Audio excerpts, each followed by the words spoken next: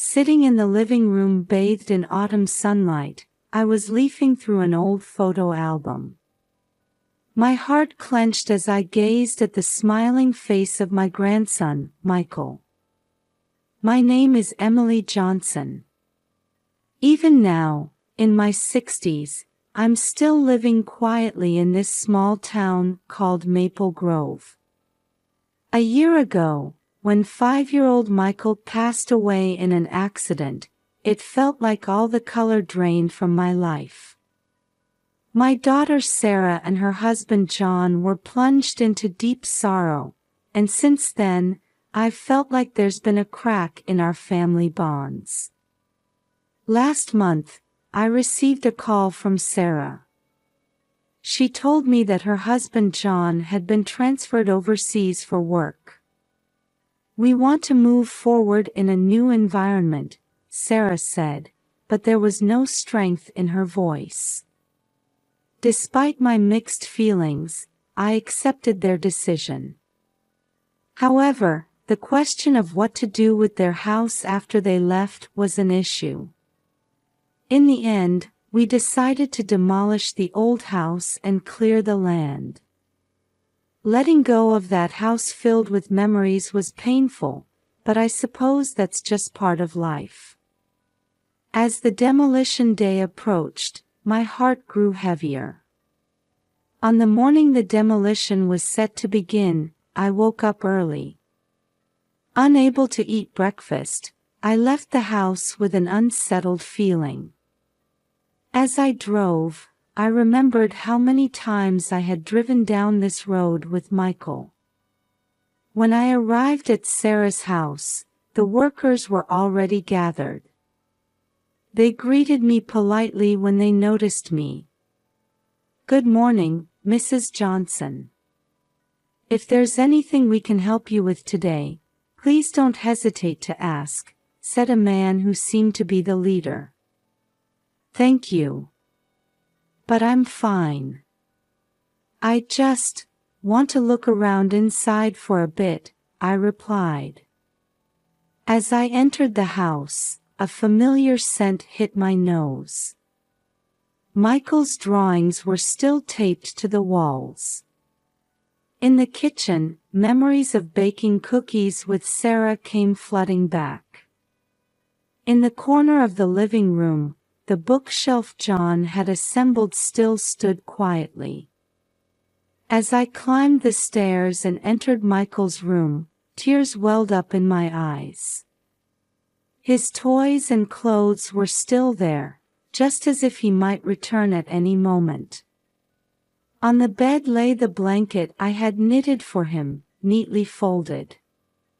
Looking out the window, I saw the swing in the garden.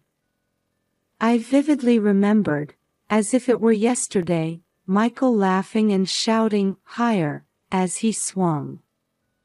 Forgetting the passage of time, I slowly walked through the house. Every room was filled with memories. The happy days we spent in this house, and sometimes painful events, were all part of our lives. The sound of engines outside brought me back to reality. The workers must be starting preparations for the demolition. Taking a deep breath, I headed for the front door. As I stepped outside, the workers were looking at me with concern. "Are you all right?" the leader asked. I managed a smile and replied, "Yes, I'm fine. Let's begin." And so, with the sound of heavy machinery, the demolition of the house filled with our family memories began, quietly but surely. As the demolition progressed, I stood in the garden, watching the work. As the autumn breeze caressed my cheeks, memories of my family flashed through my mind. With each sound of the heavy machinery, I felt a tightening in my chest. Suddenly, the work came to a halt. The leader approached me. "Mrs. Johnson, we'd like to check the basement. Do you have the key?" I tilted my head in confusion. Basement? This house doesn't have a basement. The leader looked perplexed. But there's a basement marked on the blueprints. Driven by curiosity, we entered the house. When we removed an old rug in the corner of the living room, there was indeed something that looked like a door.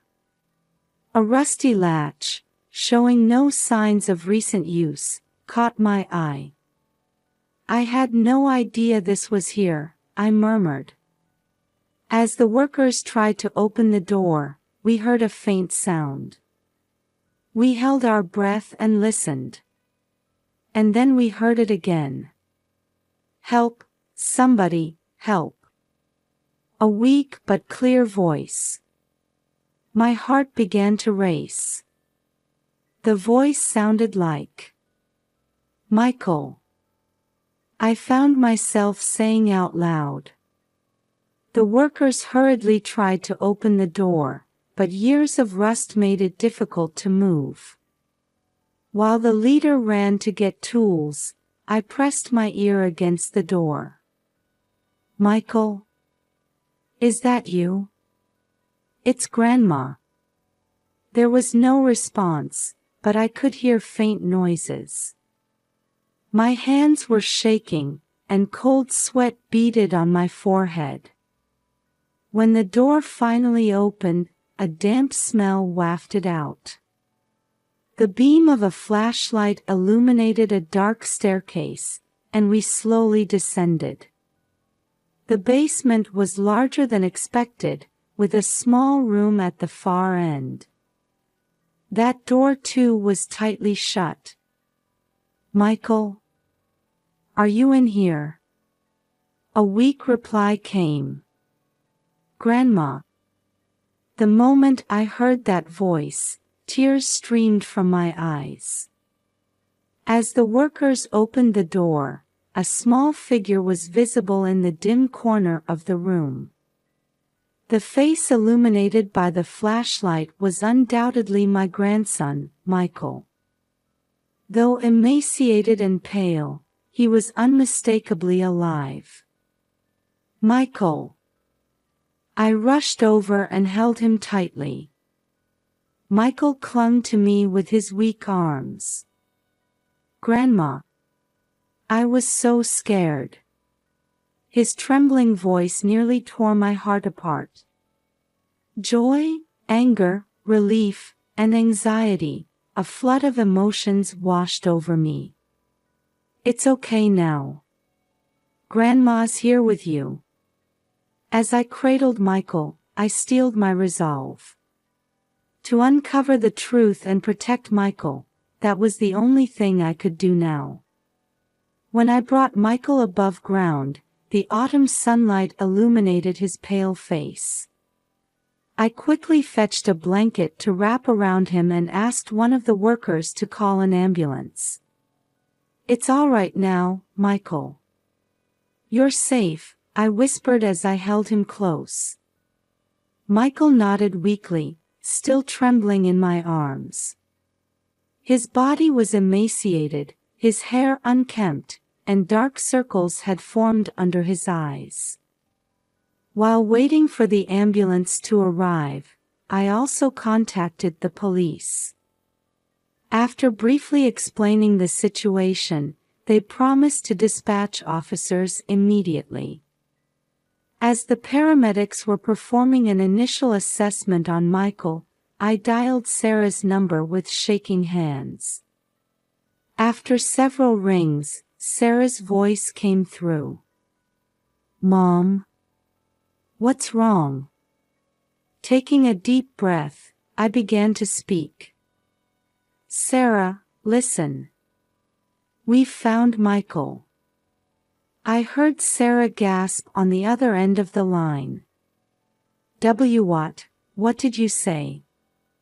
It's Michael. He's alive. We found him in the basement of your house. After a long silence, Sarah broke down in tears. No, that can't be true. It is. The ambulance is here now. And the police. Sarah's sobs intensified, and the call disconnected. A few minutes later, I received a call from John. His voice sounded calm, but there was an undercurrent of tension. "Emily, is what we just heard true?" "Yes, it is. You two need to come back immediately." John heaved a deep sigh and said, "I understand. We'll make arrangements right away," before hanging up.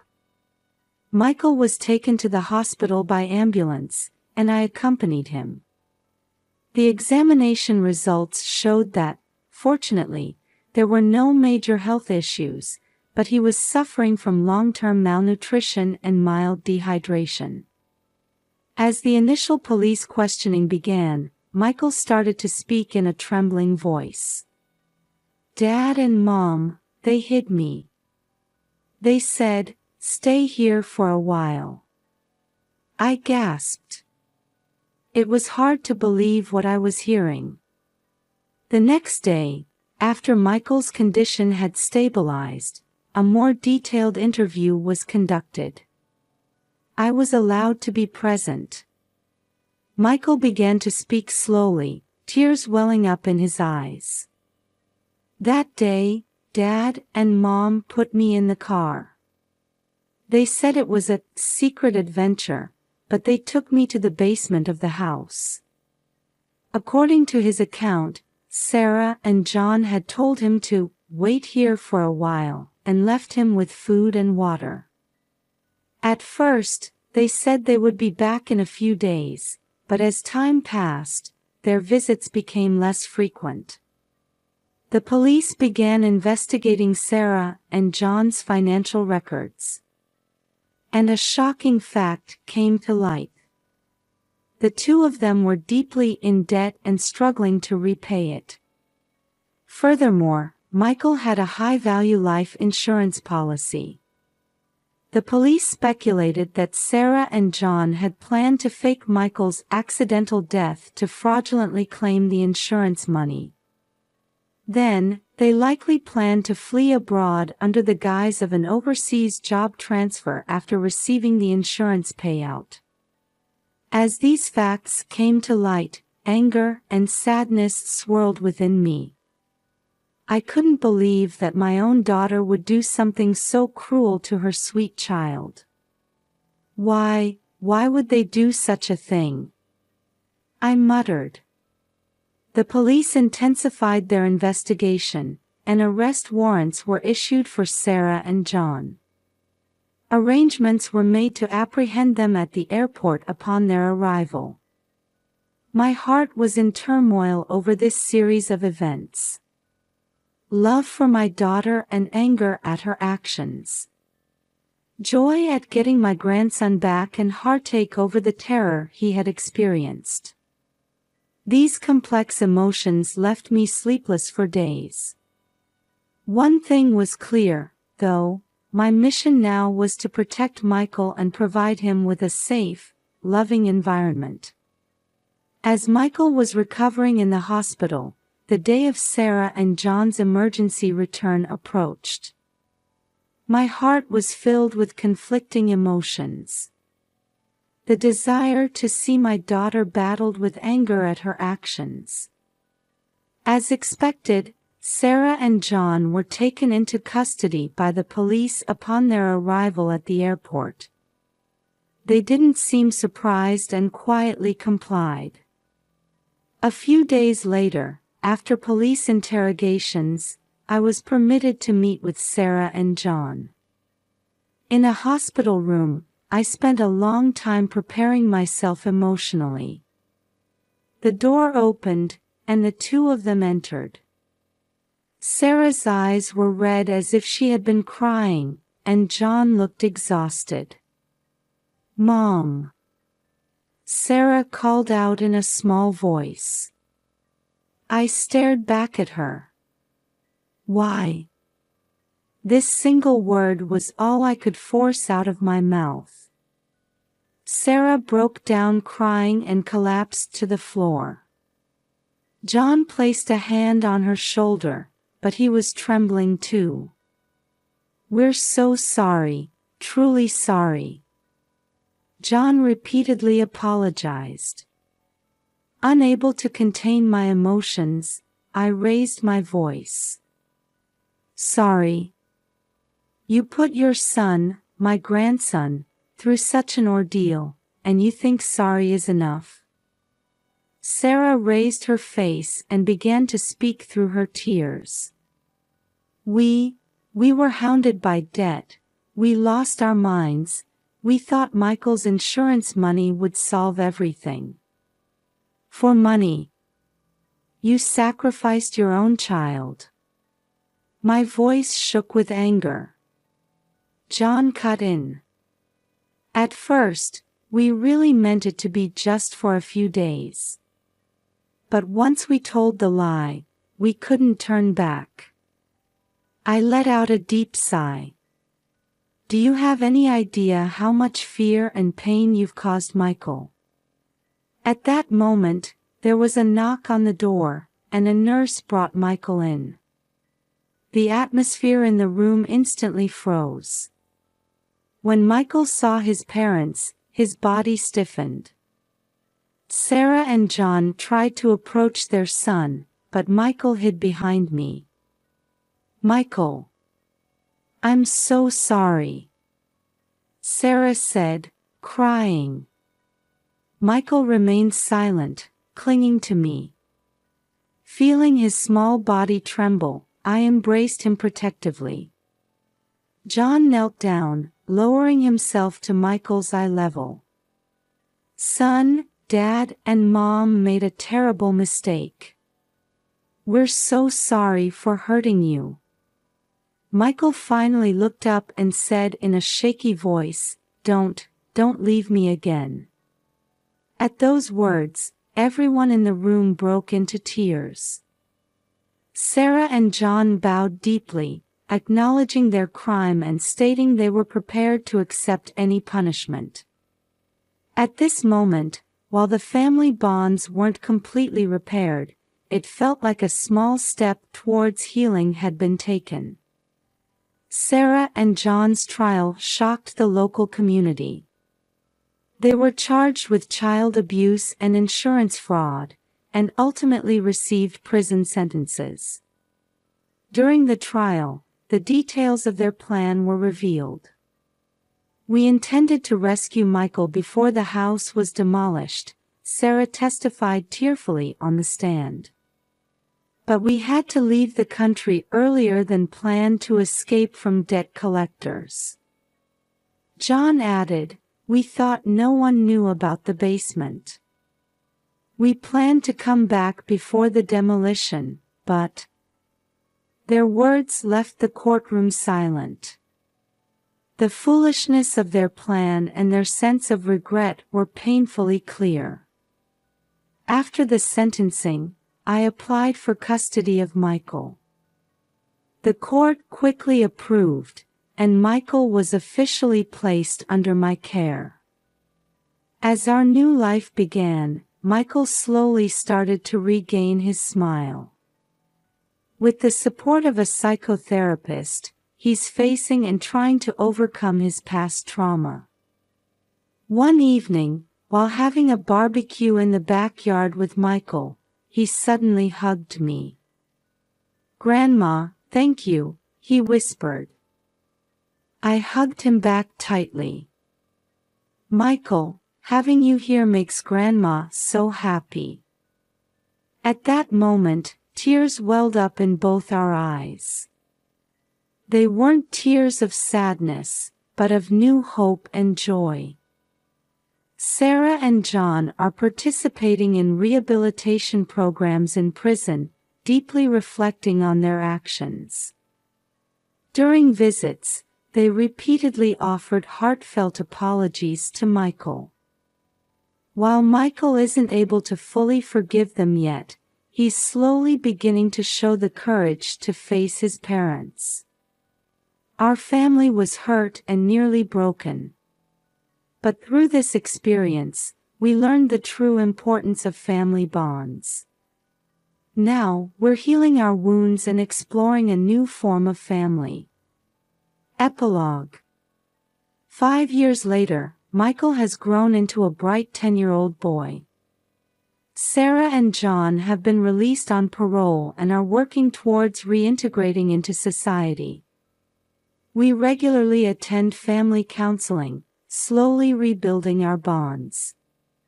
The house that was supposed to be demolished has now been reborn as a community shelter.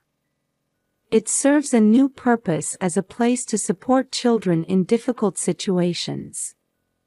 Michael sometimes volunteers at the shelter. His kindness and strength give hope to many people. Our story began in despair. But now, it has become a story of hope and rebirth. Life may present unexpected challenges, but I believe that with love and courage,